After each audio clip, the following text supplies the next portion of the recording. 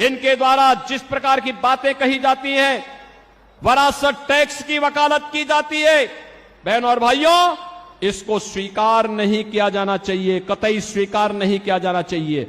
इनके मैनिफेस्टो को अगर आप देखेंगे, आपको भी लगेगा ये मैनिफेस्टो भारत के किसी राष्ट्रीय दल के या किसी दल के हैं। आश्चर्य होता है, ऐसे लगता है जैसे किसी मुस्लिम लीग का मैनिफेस्टो हो।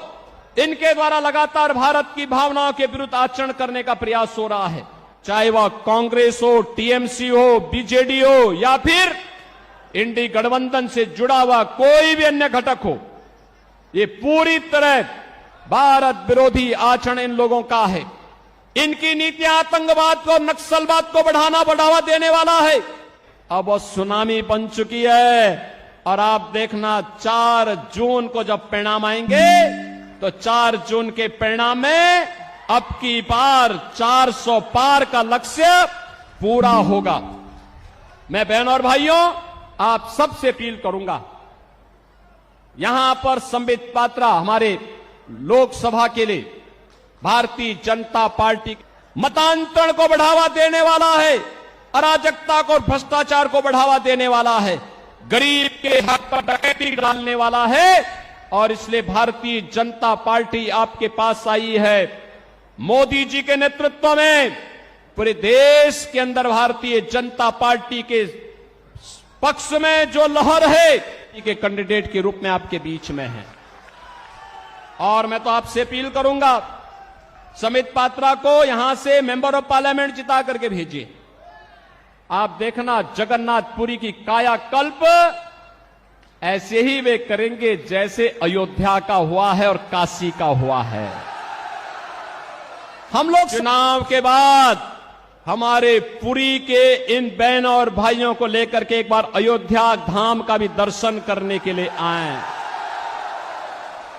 अयोध्या का दर्शन करने के लिए आए। अयोध्या में हम स्वागत करेंगे, क्योंकि पुरी के लोग आएंगे तो हमारे लिए मेहमान होंगे, क्योंकि सपोर्ट करेंगे, उनको पूरा समर्थन करेंगे।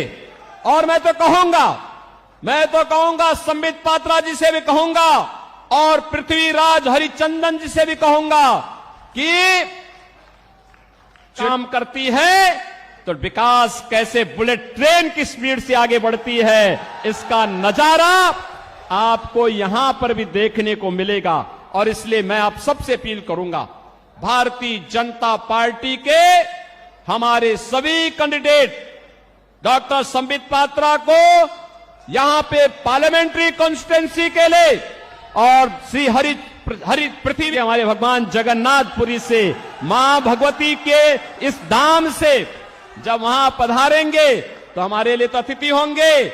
और आप देखेंगे जब डबल इंजन की सरकार पृथ्वीराज हरिचंदन को यहां की असेंबली के कैंडिडेट के रूप में कमल चुनाव चिन्ह पर भारतीय जनता पार्टी के प्रत्याशियों को भारी बहुमत से विजयी बनाने की मैं आपसे अपील करता हूं। यही भली वीडियो देखिबा पाई आम चैनल को लाइक, शेयर, सब्सक्राइब करंतु।